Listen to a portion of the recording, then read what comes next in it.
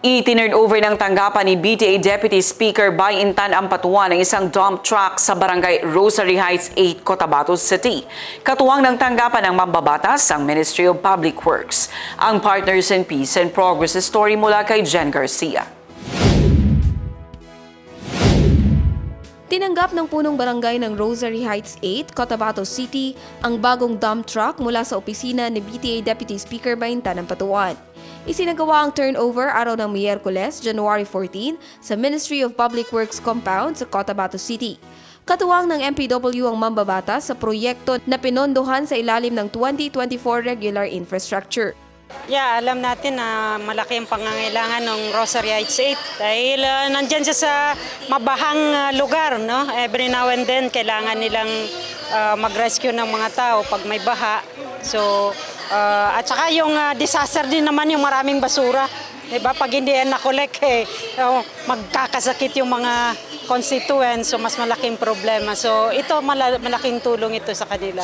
Yeah, they will operate and maintain. Sa kanila na yung pag-aayos niyan. Sila na maggasolina, mag-maintain ang maintenance niyan, yung mga tire, yung mga oil, yung barangay na yung magbe-maintain yan. Pero dapat gagamitin nila sa purpose na intended doon sa project natin. Hangad naman ni Engineer Nabil Mamoribid, Assistant District Engineer ng MPW, na magamit at ma-maintain ang kondisyon ng equipment. And ito na nga, no? Meron tayong isang ita-turnover na heavy equipments which napaka-importante, no?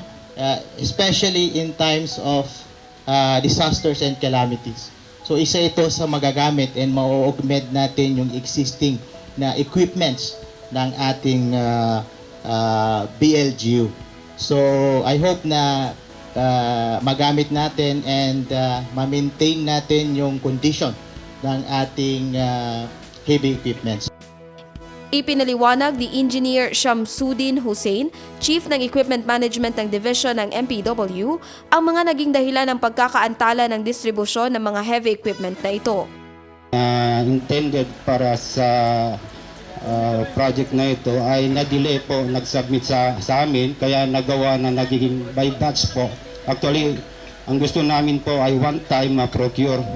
Kaya lang na-delay dahil yung nakasubmit po sa first batch ay yung 50 MPs po, kasama yung mga beneficiaries nila. At cost, ang cost po na isa, kasama rin doon sa cost na na-delay din po, yung mga ibang beneficiaries ng mga MP ay cooperative na hindi po tumugma doon sa requirement namin. Nagpapasalamat naman ang kapitan sa mambabatas at maging sa Ministry of Public Works sa natanggap na heavy equipment. Napakalaking tulong talaga itong kagamitan na ito para sa aming pamayanan. So sa ngalan po ng pamahalaan ng Barangay RH8 at ng buong pamayanan, gusto namin magpasalamat dahil katulad ng sabi ni MP, walang pinipili ang sakuna. Sa pangangasiwa pa lang ng basura sa aming serbisyo ng infrastruktura at sa mga oras ng sakuna, malaking tulong po ang dump truck, itong napakalaking donation na ito sa RH8. Direkta itong talagang maapektuhan ang mga constituents namin para sa kaayusan at kalinisan ng RH8. Huwag kayong mag-alala, MP, dahil gagamitin namin ito ng wasto at responsable at para sa mas nakakarami.